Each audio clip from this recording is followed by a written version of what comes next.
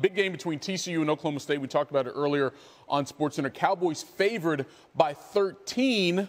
Mason Rudolph putting up some big numbers there in Stillwater. How are you leaning? Huge numbers. I mean, Oklahoma State's beating their opponents by 37 points per game this year, over 600 yards offense. Mason Rudolph, James Washington, both Heisman candidates. But TCU's not a bad team either. They're beating their opponents by 35 points per game. And I feel they might have the best defense in the Big 12. This is two teams that at the start of the year I had about a 2-point difference between the two. And here Oklahoma State is laying 13. I like the Frogs, the underdog in this one. And I'm going to call it Oklahoma State 38, TCU 35. Another one of those high-scoring games. But I like the Frogs plus the 13.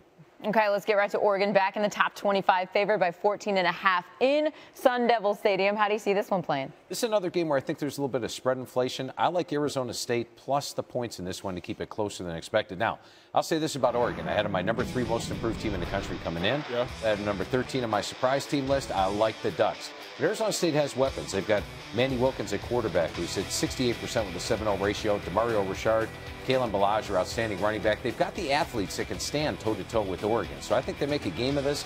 They're a desperate home dog. They need to get this win. I like Arizona State plus the 14.5. Yeah, it's a tough number to lay for Willie Taggart's first season going on the road down to Tempe.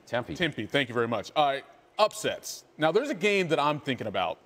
I'm not going to mention it because I want to hear what you think, because we all love upsets. Give me an upset that has a really good chance this week.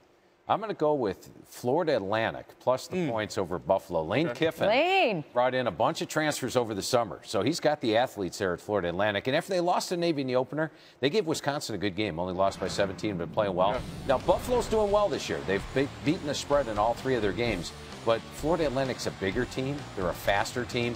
And they get the benefit of traveling to Buffalo, New York in September when it's 80 degrees and not in November when the winds and cold would be there. So I like Florida Atlantic's chances of winning this one outright. See, when he said Florida, I thought he was going to say Florida Gators Kentucky game and go with Kentucky, my alma mater. That's what you wanted as That's what I wanted, but that's not what I got.